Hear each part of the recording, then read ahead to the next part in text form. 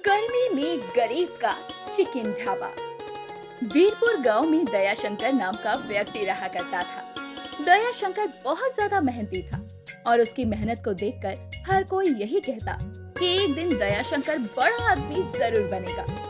समय से उठकर अपने काम पर जाना, समय से काम से घर आना और अपने परिवार का ध्यान रखना दयाशंकर अच्छे से जानता था। दयाशंकर का वीरपुर गांव से बाहर चिकन का ढाबा था, जिसमें दयाशंकर अपने हाथों से चिकन बनाया करता था। सुनिए जी, आप सिर्फ अपने काम पर ध्यान दीजिए। अभी तक हमारे बाड़े से एक मुर्गी गायब है। पिछले महीने 2 मुर्गी गायब थी। ना जाने हमारी मुर्गियां कौन चुरा रहा है। जरूर कोई जानबूझकर ये सब कर रहा है, लेकिन कोई बात नहीं, हमें अपने काम पर ध्यान देना है। मुझे तो अपनी पड़ोसन रज्जो पर ही शक है। कल ही रज्जो मुर्गियों को देखकर कह रही थी कि मुर्गी तो बड़ी तंदुरुस्त है सुनंदा बहन तुम्हारी। गांव वाले तो पहले से ही मेरे चिकन ढाबे को लेकर चिढ़े पड़े हैं, बल्कि तुम तो जानते हो मेरे ढाबे के लगे ही कितने सारे ढाबे हैं। तंदूरी नान चिकन ढाबा, बिरयानी का ढाबा, वेज बिरयानी ढाबा। लेकिन लोगों को मेरे हाथों का चिकन का स्वाद इतना पसंद आता है कि वो खुद मेरे ढाबे की तरफ खिंचे चले आते हैं। आप इन सब चीजों पर गौर मत कीजिए, सब अच्छा होगा। दयाशंकर कुछ देर बाद ही अपने ढाबे के लिए निकल पड़ता है। दयाशंकर के जाने के बाद सुनंदा अपने घर के कामों में लग जाती है। तभी उसकी पड़ोसन रज्जो का वहाँ आना होता है। अरे सुनंदा बहन, क्या बात है? सुबह सुबह चिल्ला रही थी। मैंने तो सुना है कि तुम्हारे बाड़े से मुर्गियाँ चोरी हो गई। अरे हाँ, ना जाने किस अभागन करमजली का काम है। जिस किसी ने भी ये काम किया है अच्छा नहीं किया। पिछले महीने भी मेरे बाड़े से मुर्गियाँ चोरी हो गई थी। इस बार भी चोर की हिम्मत बढ़ गई। अरे बहन, मैंने रात में दूसरे गांव के अनजान आदमी को यहाँ वहाँ घूमते देखा था। जरूर ये उसी का काम होगा। अरे जिस किसी ने भी ये काम किया है मुझे उसका नाम अच्छे से पता है। बस एक बार चोर चोरी करता हुआ पकड़ा जाए, उसके बाद तो मैं उसकी अच्छे से धुलाई करूंगी और 4 गांव में बदनामी करूंगी, वो अलग। हाँ, बस एक बार चोर पकड़ा जाए, उसके बाद तो तुम उसकी अच्छे से खबर लेना। सुनंदा और दयाशंकर बहुत ही सीधे साधे थे। गांव के लोग उतना ही दोनों का फायदा उठाया करते। जहां दयाशंकर गरीब भिखारी हर किसी को फ्री में खाना खिला दिया करता, वहीं सुनंदा भी दान धर्म से खूब विश्वास रखती। दयाशंकर के ढाबे के बगल में रमेश का ढाबा था, जो कि दयाशंकर के ही गांव का था। साथ ही दयाशंकर के ढाबे के आसपास बहुत सारे ढाबे थे। कोई मलाई चिकन का ढाबा था, तो कोई तंदूरी चिकन का ढाबा, तो कोई कढ़ाई चिकन का ढाबा। अरे दयाशंकर, आजकल अच्छी कमाई कर रहा है तू। आखिर ऐसा क्या डालता है अपने इस चिकन में जो लोग तेरे चिकन को खाने के लिए खींचे चले आते हैं? बस प्यार है, ये तो हमारे अपने लोगों का, जो वो मेरे हाथों का खाना खाकर उसे भूला ही नहीं पाते। यहाँ पर जितने भी ढाबे हैं उनमें सबसे अच्छा ढाबा तेरा ही चलता है, बल्कि पप्पू के चिकन के ढाबे में भी लोगों का कम आना जाना है। रमेश दयाशंकर से ये बातें कर ही रहा होता है कि तभी वहाँ पुलिस आती है और दयाशंकर से कई सारे सवाल करने लगती है। अरे दरोगा जी, आप क्या कर रहे हैं? दयाशंकर भाई बड़े ही सीधे साधे और धार्मिक इंसान हैं। वो दारू शराब ऐसी चीज है ना, नहीं बेचते और ना ही अपने ढाबे में किसी को हाथ तक लगाने देते हैं। हाँ दरोगा जी, चाहे तो आप यहाँ पर किसी से भी पूछ सकते हैं। मैं ना तो अपने ढाबे में दारू शराब बेचता हूँ और ना ही किसी को ये सब चीजें अपने ढाबे में लाने देता हूँ। आप चाहे तो दयाशंकर के ढाबे की तलाशी ले सकते हैं।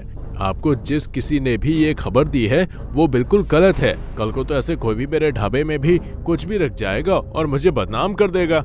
रमेश और दयाशंकर लगातार दरोगा से बातचीत करते हैं और उन्हें समझाते हैं कि जिस किसी ने भी ऐसी इंफॉर्मेशन दी है वो सरासर गलत है। बेशक दयाशंकर चिकन का ढाबा चलाता हो, लेकिन वो ऐसे काम नहीं करता। और कुछ देर बाद दरोगा भी वहाँ से निश्चिंत होकर चला जाता है। दरोगा के जाने के बाद रमेश दयाशंकर से कहता है, देख दयाशंकर, मैं सच बता रहा हूँ, ये काम जरूर पप्पू का ही होगा। वो तेरे चिकन के ढाबे से हमेशा चलता आया है, उसे तो मैं आज बताता हूँ। अरे जाने तो रमेश भाई, जिसके भाग्य में जो लिखा है और जितना लिखा है उसे उतना ही मिलता है। दयाशंकर पर हर दिन नई नई मुसीबतें आती रहती थी। अब दयाशंकर देर शाम जब अपना चिकन ढाबा बंद करके घर जाता है तो वो अपनी पत्नी सुनंदा को सारी बातें बताता है। देखिए जी, मैंने आपको पहले ही कहा था कि गांव के कुछ लोग हैं जो आपके ढाबे को देखकर जलते हैं, क्योंकि आप जानते हैं आपका ढाबा ठीक ठाक चल रहा है और ऐसा ही रहा तो हम जल्दी ही एक बड़ा सा ढाबा बना लेंगे जिसमें 40-50 लोग एक साथ बैठकर चिकन खाएंगे। वो सब तो ठीक है, लेकिन ये जो कोई कर रहा है ना, सही नहीं कर रहा है। भगवान सब देख रहा है। हाँ, आप सही कह रहे हैं, भगवान सब देखता है और आज तक हमने किसी का बुरा नहीं किया तो भगवान भी हमारे साथ कुछ गलत नहीं होने देंगे, मुझे इतना तो विश्वास है। अब अगले दिन दयाशंकर सुबह उठकर पूजा पाठ करके अपने चिकन ढाबे के लिए निकल पड़ता है। लेकिन जैसे ही दयाशंकर अपनी दुकान पर पहुंचता है तो वो देखता है इन लोगों के साथ एक बुलडोजर उसकी दुकान के पास खड़ा है। अरे दयाशंकर, अच्छा हुआ जो तू आ गया, मैं तो तुझे ही फोन करने वाला था। देख, ये लोग हमारे ढाबे को गिराने के लिए खड़े हैं। इनका कहना है कि हम अपने ढाबे की गंदगी रोड पर फेंकते हैं। ये जितना भी कूड़ा आप देख रहे हैं, यहाँ की सफाई करने वाले लोग इसे यहाँ इकट्ठा कर जाते हैं। हम तो इन्हें खुद से ही फेंकते हैं। आपको कोई गलतफहमी हुई है। हाँ बिल्कुल, सुना आपने, ये कूड़ा हम लोगों का नहीं है। हम लोग अपना किया हुआ कूड़ा कचरा खुद फेंक कर आते हैं। अब रमेश दयाशंकर दोनों ही एमसीडी वालों से काफी देर तक बहस करते हैं और नतीजा ये होता है कि वहाँ जितने भी ढाबे होते हैं उनका एमसीडी वाले चालान काटते हैं और उन्हें हिदायत देकर चले जाते हैं। अरे बाप रे, ये एक अलग ही मुसीबत थी। अगर आज हम इन एमसीडी वालों से नहीं लड़ते तो ये हमारी दुकान तोड़कर चले जाते। बताओ, ये कूड़ा कचरा किसी और ने फैलाया और नाम हमारा लगा दिया। सच में रमेश भाई, ये तो रोज रोज की किचकिच से परेशान हो चुका हूँ मैं। अब सोच रहा हूँ कि यहाँ से अपनी दुकान हटाकर कहीं दूर जाकर दुकान लगा लूं। क्यों दुकान बढ़ाने की सोच रहे हो दयाशंकर भाई? अगर ऐसा है तो मैं अभी कुछ समय के लिए शहर जाता हूँ, क्योंकि मेरे इस ढाबे में कुछ खास कमाई नहीं हो रही है। अगर कोई खरीदार हो तो बता देना। खरीदारी की बात कर ही रहे हो तो बस ये समझ लो कि मैंने ये ढाबा आपसे ले लिया है, क्योंकि मैं अपनी दुकान को बढ़ाना चाहता हूँ और मेरे चिकन के ढाबे के बगल में आपका ही वेज बिरयानी का ढाबा है, वो मेरी दुकान के आगे आ रहा है। अब मैं इसे लेकर अपने ढाबे को बढ़ा सकता हूँ। अरे दयाशंकर, जैसा तुझे ठीक लगे। मेरा काम तो था बस पैसे लेना।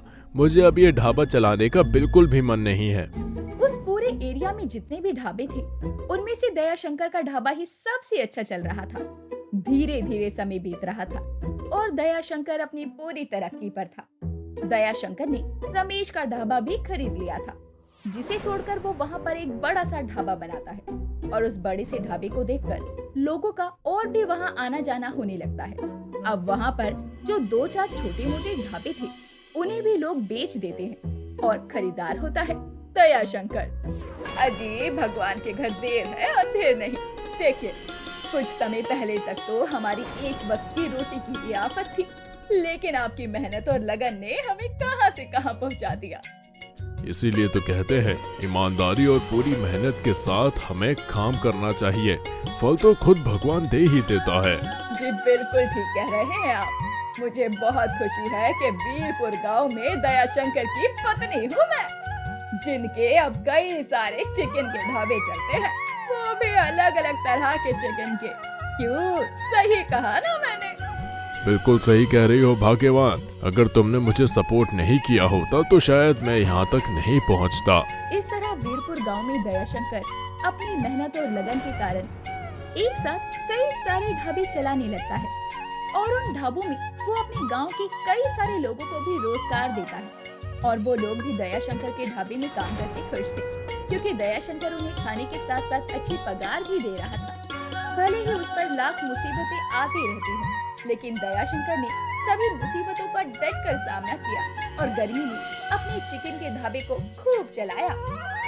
दोस्तों, आपको हमारी ये कहानी कैसी लगी हमें कमेंट करके बताना ना भूलें और ऐसी ही कहानियाँ देखने के लिए हमारे चैनल को सब्सक्राइब कर लें। अरे भाग्यवान, सुनो, आज मेरा प्याज कचौरी खाने का मन कर रहा है। अरे जी, मैं नहीं बनाने वाली प्याज कचौरी, मुझे ठीक से बनाने नहीं आती वो। अरे तो मैं तुम्हें बनाने को कह भी नहीं रहा, तुम बस जाकर गुलशन से ले आओ, उसकी प्याज कचौरी के आगे सब फेल है। और हाँ, आलू की सब्जी तो जरूर डलवाना। हाँ ठीक है, लेकिन मुझे प्याज कचौरी लाने में फिर थोड़ा वक्त लगेगा, क्योंकि गुलशन की प्याज कचौरी की दुकान पे बहुत लंबी लाइन लगती है। कह तो तुम सही रही हो, गुलशन के प्याज कचौरी है भी तो जबरदस्त। गुलशन बहुत ही लजीज कचौरी बनाया करता था। उसके प्याज की कचौरी खाने के लिए लोग दूर दूर से आते थे। पहले वो बहुत गरीब था। उसने अपनी जिंदगी में बहुत कठिनाइयां देखी थी। गुलशन और उसकी पत्नी ढोलकपुर नाम के गांव में रहा करते थे। गांव में उसके खेत तो थे, लेकिन फसल उगाने के लिए पैसे नहीं थे। तभी एक दिन ठाकुर साहब उसके घर आते हैं।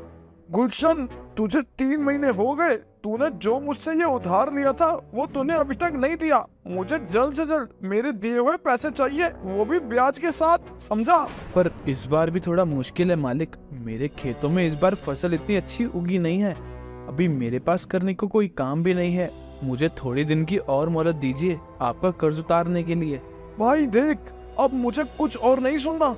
अगले महीने में इसी तारीख को आऊंगा अपने पैसे लेने के लिए। नहीं दे पाया तो उसी टाइम मैं तेरे खेतों में कब्जा कर लूंगा। इतना कहकर ठाकुर साहब वहाँ से चला जाता है। तभी गुलशन अपनी बीवी राधा से कहता है, राधा, मैं अब क्या करूं? इतने कम समय में इतना पैसा कहां से लाऊंगा मैं? अरे जी, ठाकुर साहब तो बहुत ही तेज आदमी है। उसके अगर हमने पैसे ना दिए ना, तो वो सच में हमारे खेत पे कब्जा कर लेगा। नहीं, मैं कुछ करता हूँ राधा। मेरा दोस्त है एक मुंबई में, प्रेम। मैं उसके पास चला जाता हूँ। वो मुझे कहीं ना कहीं तो नौकरी लगवा ही देगा। और जैसे ही मैं पैसे कमा लूंगा मैं वापस आ जाऊंगा, क्योंकि अब गांव में तो कुछ है नहीं करने को। जी, जैसा आप कहें। गुलशन का दोस्त प्रेम मुंबई में एक अच्छी कंपनी में जॉब करता था।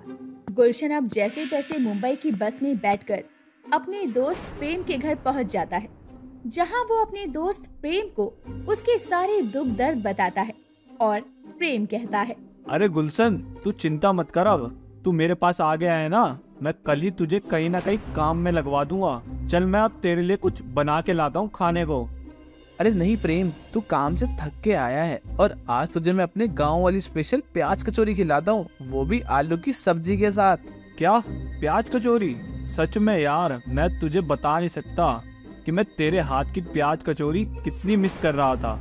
शुक्रिया भाई, तू आज प्याज कचौरी खिलाकर दिल खुश कर देगा। हाँ भाई। प्रेम उसे प्याज कचौरी बनाने का सारा सामान दे देता है और गुलशन प्याज कचौरी बनाकर प्रेम को देता है। प्रेम उसे खाकर कहता है, अरे गुलशन, क्या स्वाद आलू की सब्जी और ये प्याज कचौरी है, मजा ही आ गया। तू एक काम क्यों नहीं करता? तू अगर मुंबई में अपनी ये प्याज कचौरी बेचे तो तेरी अच्छी कमाई हो जाएगी। तेरे हाथ की प्याज कचौरी खा के लोग दीवाने हो जाएंगे, दीवाने। लेकिन ठेला लगाने के लिए तो पैसों की जरूरत पड़ेगी ना, और मेरे पास तो। अरे तू चिंता क्यों करता है, मैं हूँ ना, तेरी इतनी मदद तो कर ही सकता हूँ मैं। कुछ ही वक्त में प्रेम ने सारा इंतजाम कर लिया। वो गुलशन को मुंबई के बाजार में एक ठेला लगवा कर दे देता है और गुलशन वहाँ प्याज कचौरी बेचना शुरू कर देता है। लेकिन शुरुआत में उसके पास ग्राहक कम आते थे, लेकिन जो भी आता उसकी प्याज कचौरी की तारीफ करके जाया करता था। अरे वाह, मजा ही आ गया। कितनी अच्छी प्याज कचौरी बनाई है, चटपटी आलू की सब्जी। अरे वाह वाह, मजा ही आ गया।